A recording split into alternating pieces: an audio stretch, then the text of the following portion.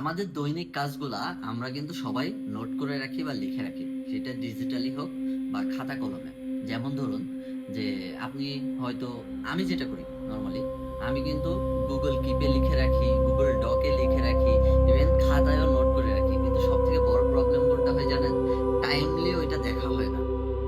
যেমন হয় যে আমার 4টায় যদি একটা মিটিং থাকে, আমি লিখে রাখি হয়তো 2টার সময় বা 12টার সময় লিখে রাখছি, দেখা যায় 4:30টায় সময় গিয়ে আমার মনে পড়ছে যে আমার খাতা খুলে দেখে কি কি কাজ আছে। তো এই যে টাইমের যে গ্যাপটা, এটা বিশাল একটা আমাদের জন্য লসের একটা বিষয়।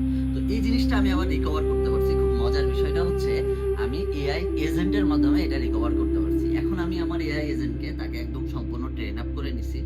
দৈনন্দিন সে আমার হিউজ রিসার্চের কাজগুলো তো করে, পাশাপাশি সব থেকে বড় যে আমার বেনিফিটের কাজটা হয়েছে, আমি যখন ওকে কোনো কিছু বলে রাখি যে তুমি আমাকে এই টাইমে বলে দিবা যে আমার একটা মিটিং আছে, তো ও ঠিক 10 মিনিট আগে একবার মেসেজ দেয়, 15 মিনিট আগে একবার মেসেজ দেয়, 5 মিনিট আগে একবার মেসেজ দেয়, 3বারও আমাকে ফলো আপ দেয়, আমি ওকে বলে রাখছি। তো দেখুন, এখানে একটা আমাদের ব্রেনের একটা খেলা আছে কি, আমরা যখন কোনো কিছু লিখে রাখি বা ভুলে যাই, এগুলো কিন্তু মাথায় আসে না, বাট আমাদের ব্রেনে কিন্তু নোটিফিকেশন খুব ট্রিগার করে।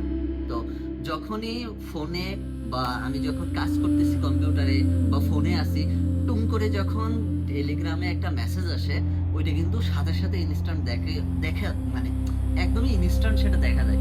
এর ফলে মজার বিষয় হচ্ছে এখন আমার কি হয় যে আমাকে যখন আমার অ্যাসিস্ট্যান্ট আমাকে ফলো আপ দেয়, আমি আবার ক্লায়েন্টকে ফলো আপ দিই। তো এখন আমার মিটিংগুলো প্রপারলি হয়।